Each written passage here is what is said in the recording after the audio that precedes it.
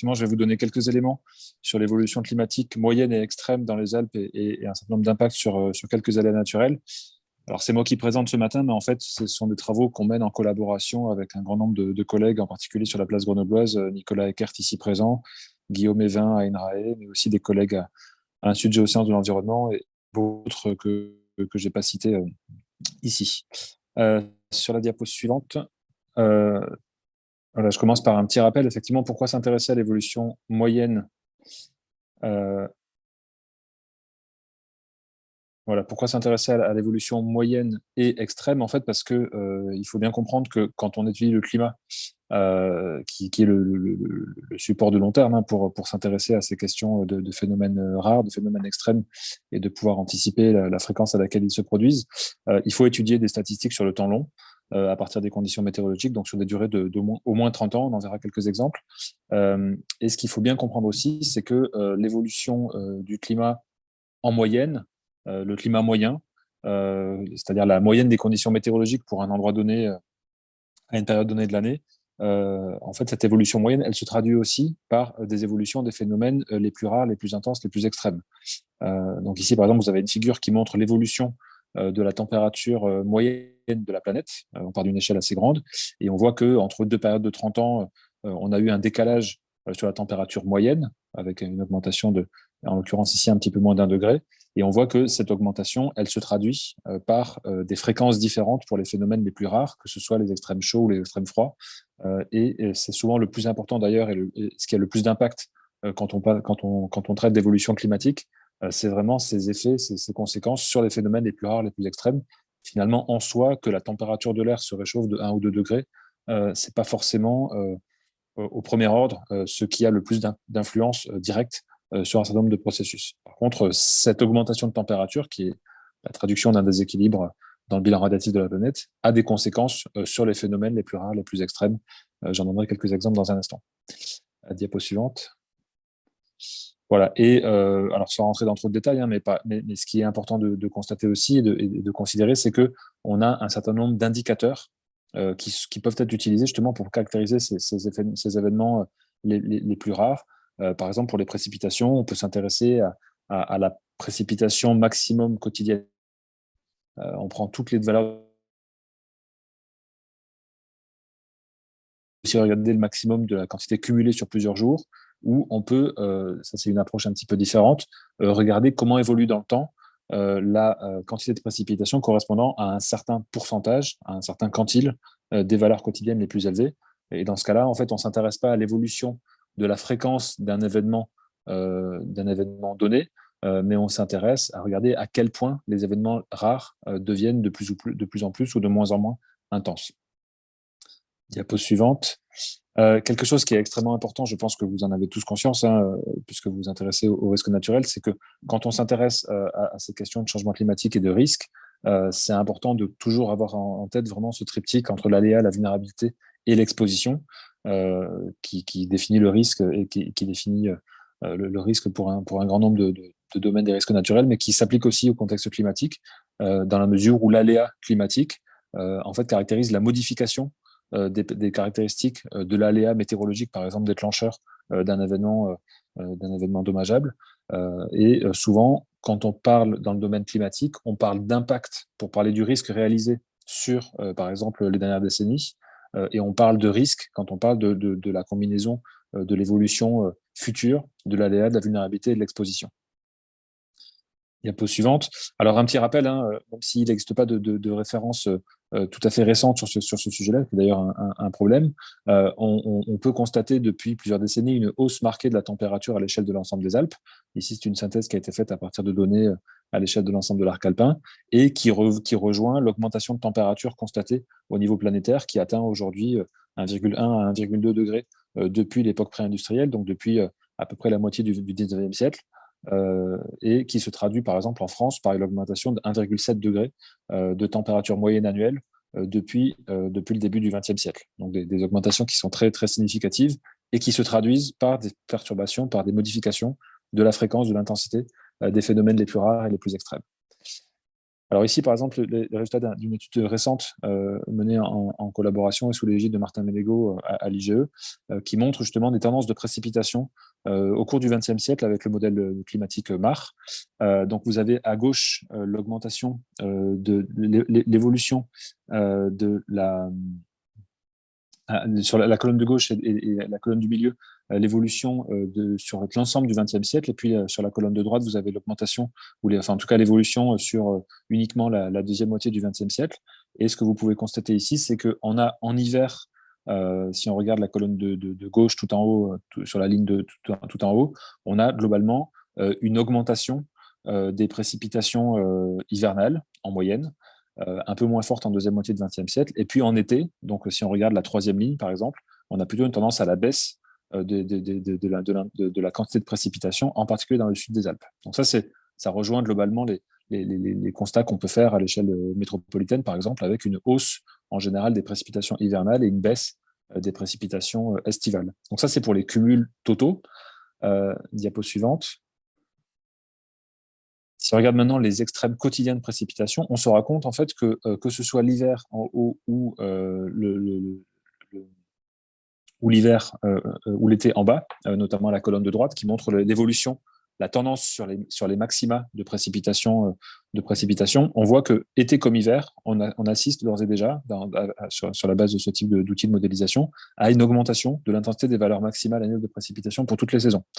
Et donc, paradoxalement, ce qu'il faut bien comprendre, c'est qu'on a l'été une tendance générale, même s'il peut y avoir des effets locaux ou il peut y avoir de l'hétérogénéité dans le signal, on a globalement une baisse des précipitations estivales, particulièrement dans le sud des Alpes, mais avec une intensification des valeurs les plus rares, les plus extrêmes. Donc, il pleut de moins en moins en cumul, mais quand il pleut de plus en plus fort, pour récapituler.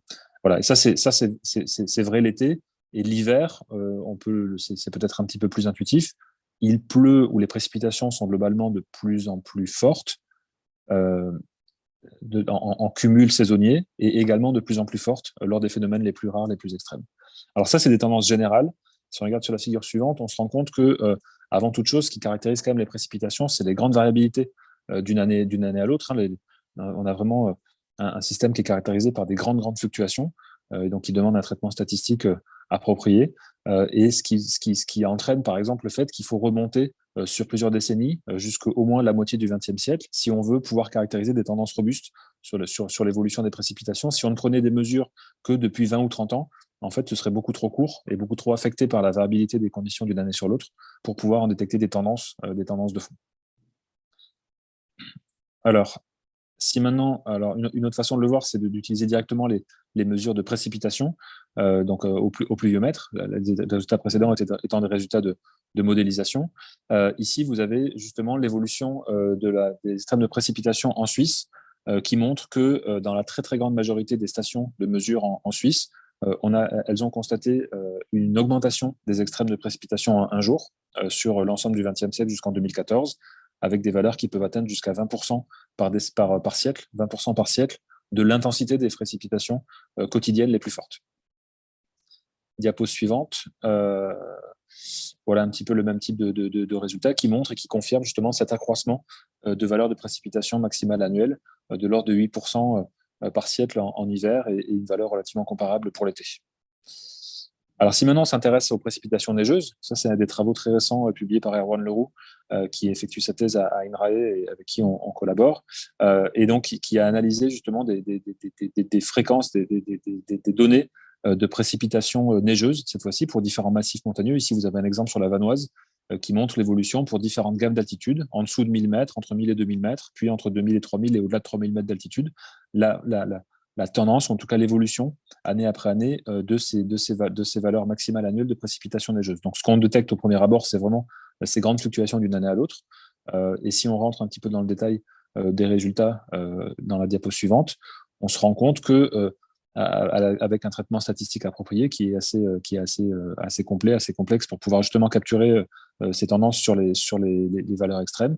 On a globalement, donc en haut à gauche, les tendances à 500 mètres, en haut à droite 1500, en bas à gauche 2500 et en bas à droite 3500. On a des tendances négatives en général, à quelques rares exceptions près, sur les intensités sur les tendances de valeur maximale annuelle de précipitation neigeuse à 500 à 1000 mètres d'altitude.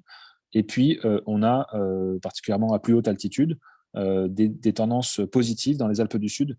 Et en fait, ça rejoint l'accroissement des précipitations intenses du pourtour méditerranéen qui ont été observées et caractérisées par d'autres études qui analysent des réseaux de mesure dans l'ensemble du pourtour méditerranéen français et italien en particulier, qui montrent cet accroissement des précipitations intenses qui se traduisent à très haute altitude par un accroissement des précipitations neigeuses intenses et qui ont évidemment des conséquences pour les avalanches, par exemple, ou d'autres aléas de ce type, liés à l'enneigement, notamment les charges de neige.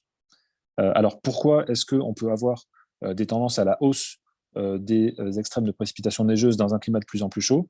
J'y viendrai dans un instant. Ici, un récapitulatif qui montre justement, pour ces différents massifs, la transition entre les altitudes entre 1000 et 2000 mètres où on a majoritairement des décroissances de l'intensité des précipitations neigeuses, alors que vers la haute altitude, au-delà de 2000 mètres, on a plutôt une croissance de ces précipitations neigeuses intenses.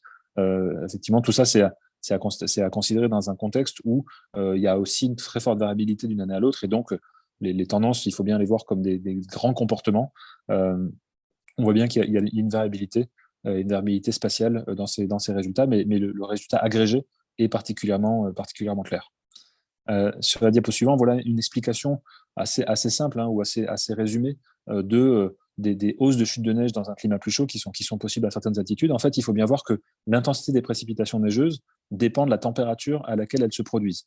Et en quelque sorte, sur cette figure qui représente en fonction de la température au moment des chutes de neige, on a une représentation schématique de l'intensité des précipitations neigeuses. En fait, quand il fait très chaud, au-delà de 2 degrés, l'intensité des précipitations neigeuses est quasiment nulle, puisqu'en fait, il ne neige quasiment plus, c'est uniquement sous forme de pluie. Et par contre, quand on regarde vers les basses températures, en fait, plus il fait froid au moment des chutes, plus l'intensité de précipitation est faible, pour des raisons liées notamment à la quantité d'eau que peut stocker l'atmosphère à une certaine température. Et donc, on a un maximum de précipitation, on a un maximum d'intensité de précipitation neigeuse entre, grosso modo, -2 et 0 degré, quand il fait suffisamment froid pour que la précipitation tombe sous forme de neige, et suffisamment chaud pour que l'atmosphère soit bien chargée en humidité, et que globalement, on ait des conditions favorables à des précipitations intenses. Alors, dans un climat plus chaud, finalement, on peut avoir deux tendances possibles. Donc, sur la diapo suivante, soit on part d'un climat qui est déjà relativement chaud, notamment un climat ou des caractéristiques de basse altitude, et finalement, le changement climatique, le décalage de la distribution va faire que on va aller vers des valeurs de moins en moins fréquemment favorables à la neige. Donc, on va avoir vraiment de plus en plus de pluie, de moins en moins de neige, et finalement, de moins en moins de conditions favorables à des précipitations neigeuses extrêmes. Donc, ça, c'est ce qui se passe quand on part d'un climat dit chaud. En tout cas, c'est ce qui se passe particulièrement à basse et moyenne altitude. En revanche, si on est dans un climat froid, sur la diapo suivante, donc c'est par exemple si on part d'un climat à plus haute altitude, par exemple, mais en fait, paradoxalement, l'augmentation de température va nous amener plus fréquemment dans une gamme de températures qui est favorable aux précipitations neigeuses extrêmes. Et si en plus, on croise ça avec le fait que dans un climat plus chaud, l'atmosphère peut contenir plus d'humidité, ce qui entraîne d'ailleurs une augmentation des précipitations pluvieuses intenses, notamment sur le pourtour méditerranéen, eh bien, on a ici quelque chose qui est cohérent avec l'accroissement particulièrement fort des précipitations neigeuses à très haute altitude dans les Alpes du Sud, puisqu'on combine à la fois un accroissement de température qui est favorable à des précipitations neigeuses intenses à haute altitude, avec un accroissement de précipitations tout court, lié lui aussi à l'augmentation de température et en rapport avec les phénomènes méditerranéens. Alors, par exemple, un exemple typique qu'on peut rarement totalement passer sous silence quand on parle d'évolution climatique, de l'enneigement et des aléas météorologiques dans les Alpes, ici, c'est les données du col de Porte, où on voit bien qu'on est dans un cas de situation de climat chaud, en quelque sorte, où l'augmentation de température constatée de quasiment 1 degré des années 60 à aujourd'hui, sur 2 périodes de 30 ans consécutives, eh bien, en fait, entraîne une baisse de l'enneigement par décalage des précipitations de la neige vers la pluie. Et donc là, on est vraiment dans le cas typique où, dans un climat qui est déjà relativement chaud, la température moyenne hivernale au col de Porte, c'était 0 degré dans la période de référence, c'est devenu 1 degré depuis 30 ans. On est déjà dans un climat qui est particulièrement sensible à l'augmentation de température et qui a tout de suite des conséquences en matière de transition de la neige vers la pluie. Alors voilà, je ne vais pas rentrer dans beaucoup plus de détails, mais juste pour vous montrer que toutes ces données s'appuient sur des chroniques d'évolution de l'enneigement ici à l'échelle de l'ensemble des Alpes, ici à 1500 mètres d'altitude. On a les mêmes types d'informations pour les Pyrénées sur la diapo suivante, donc qui permettent justement de caractériser à la fois les fluctuations d'une année à l'autre. Voilà, sur le futur, je vais pas en dire énormément, mais quand même rappeler qu'on utilise des modèles de climat pour s'intéresser à l'évolution climatique future et une préoccupation importante, c'est bien sûr de se demander à quel point l'évolution climatique future va avoir tel ou tel type de conséquences pour les conditions météorologiques en montagne et l'impact sur les aléas, sur les risques naturels. Et donc rappeler que tout dépend du rythme des émissions de gaz à effet de serre à partir de maintenant, et notamment à quelle vitesse elles vont se réduire, sachant que le climat cessera de se réchauffer avec les conséquences en cascade, dès lors que l'humanité aura atteint la neutralité carbone. Alors aujourd'hui, on entend beaucoup parler des objectifs net zéro 2050. En fait, net zéro 2050, ça correspond à rien d'autre que le scénario le plus je n'ose pas dire optimiste parce que c'est pas un terme approprié, mais en tout cas le scénario de plus forte réduction qui soit considéré aujourd'hui par les économistes de l'énergie et du climat pour réduire les émissions.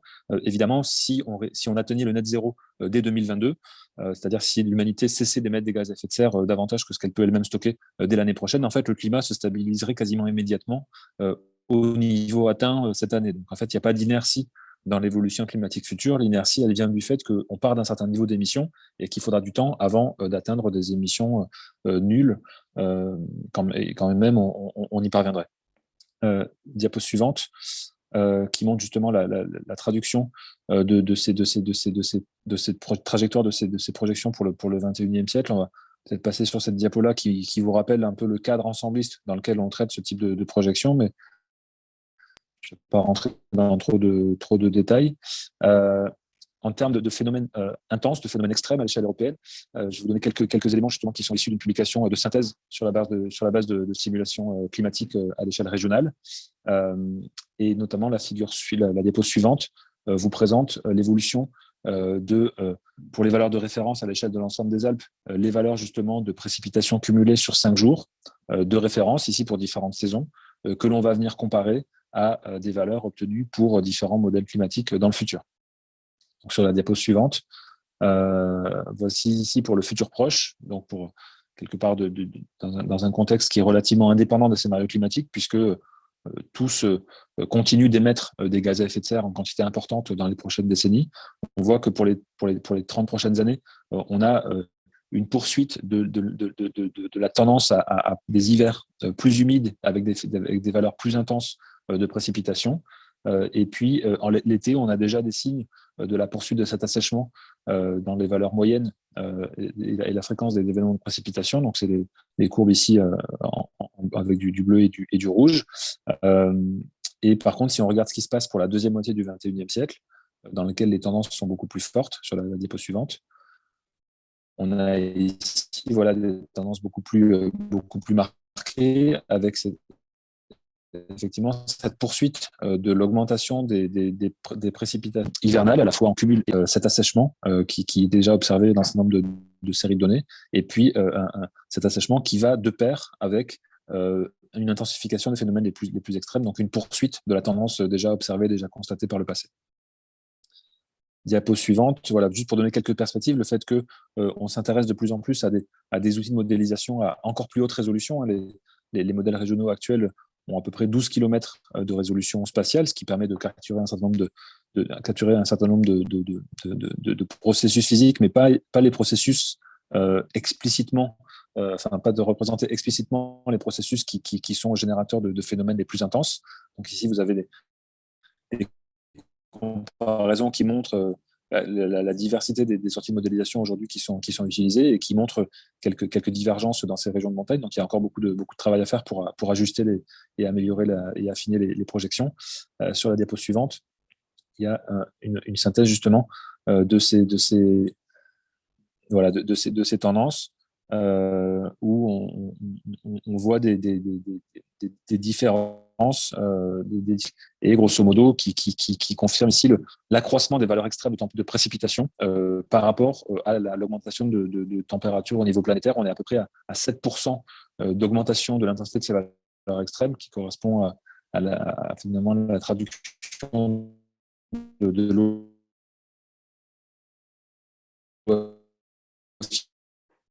physiques liées à la capacité de l'atmosphère à stocker de la vapeur d'eau. Et puis, comme j'indiquais, on a de plus en plus de travaux plus haute résolution spatiale en particulier. En ce qui concerne les avalanches, bon, Nicolas Eckert pourrait en parler aussi abondamment, et Florie Giacona aussi, j'ai vu qu'elle était parmi nous. Donc on a une tendance sur les avalanches à une augmentation de la fréquence d'avalanches de neige humide, y compris en hiver. Il y a encore relativement peu d'études au niveau international, mais en France, on a la chance d'avoir des chroniques qui permettent de traiter cette question-là. Et puis on a aussi une tendance à la baisse de la part d'avalanches de neige poudreuse, de neige sèche. Voilà. On avance sur la diapo suivante. Voilà, sur les projections futures, il y a quelques travaux qui ont été menés ces dernières années qui montrent une poursuite de cette tendance à une augmentation de la fréquence d'avalanches de neige humide, y compris en plein hiver, et puis des tendances qui demandent encore à être affinées justement sur les caractéristiques de tendance sur l'enneigement et d'avalanche à la fois à l'échelle de l'ensemble de l'année, mais aussi pour l'hiver et pour le printemps.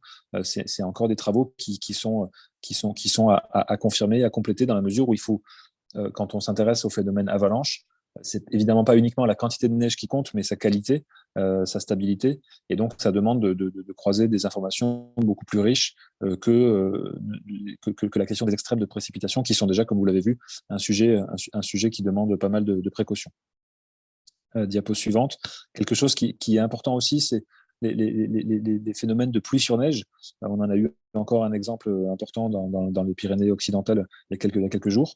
La plupart des études indiquent effectivement qu'en fonction de l'altitude, en fait, si on est à basse altitude, l'augmentation de température conduit grosso modo à réduire l'enneigement et à augmenter la part de précipitation qui tombe sous forme de pluie. Et donc finalement, à basse altitude, il y a moins en moins de neige, donc moins en moins de phénomènes de pluie sur neige.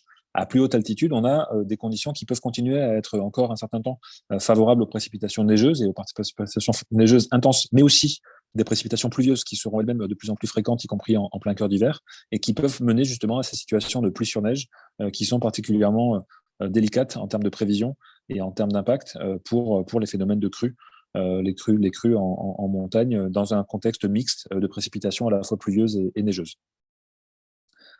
Voilà. Puis il y a un certain nombre d'impacts estivaux sur ce que j'expliquais, hein, la baisse des précipitations moyennes estivales, une hausse des événements de fortes précipitations et puis une hausse marquée des températures qui a des conséquences sur les sécheresses, sur un certain nombre de conditions de vie en montagne. Des impacts aussi, je n'ai pas évoqué aujourd'hui, mais c'est extrêmement important, sur les phénomènes d'origine glaciaire et périglaciaire, notamment tout ce qui concerne la déstabilisation du pergélisol et les risques liés au recul des glaciers. Et donc tout ça, c'est des sujets qui demandent de croiser justement ces informations météorologiques, climatiques, avec des modèles assez fins, puisqu'on est face à des processus complexes et qui se combinent de façon assez détaillée et assez non linéaire.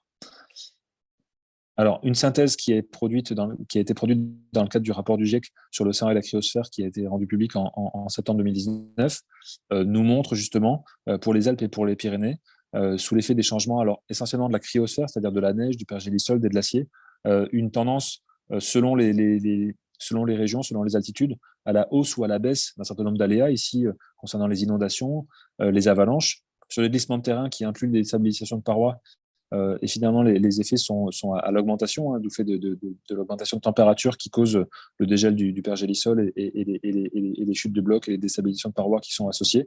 Je ne rentre pas ici, évidemment, dans les détails sur les impacts sur les écosystèmes ou sur d'autres systèmes humains, notamment le tourisme, les infrastructures, etc. Mais les infrastructures en particulier, on mesure bien à quel point les conséquences sont directement liées justement à ces phénomènes de déstabilisation de pergélisol et de phénomènes climatiques intenses. Et en résumé, finalement, dans le résumé pour décideurs de ce rapport du GIEC, on a produit une synthèse qui est relativement compacte, qui est une tentative de synthétiser justement l'ensemble des connaissances disponibles, à la fois de façon compacte et de façon opérationnelle ou utilisable pour les opérationnels, notamment le fait qu'un certain nombre de phénomènes extrêmes, intenses, de risques, d'aléas, tels que les crues dues au vidange brutal de lacs glaciaires, les GLOF, les événements de pluie sur neige, les glissements de terrain, les avalanches, surviendront aussi à l'avenir dans de nouveaux secteurs et à différentes périodes de l'année. C'est-à-dire qu'on n'assiste pas à une disparition du risque, on n'assiste pas non plus à un changement total de leurs caractéristiques. On va pas assister probablement dans les prochaines décennies à des risques tout à fait inconnus sur la Terre, sur la surface terrestre. En revanche, des phénomènes qui étaient connus à certains endroits, on s'attend à les voir arriver à d'autres endroits, à différentes altitudes, dans différents types de contextes, et puis à différentes périodes de l'année. L'exemple des avalanches de neige humide qui sont de plus en plus fréquentes en plein hiver fait partie de ces exemples de phénomènes qui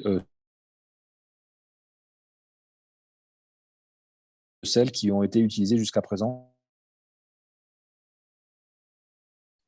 de gestion du risque. Voilà, je crois que j'en ai fini avec cette introduction un peu générale sur l'évolution des conditions météorologiques et climatiques en région de montagne et leur impact sur les risques naturels.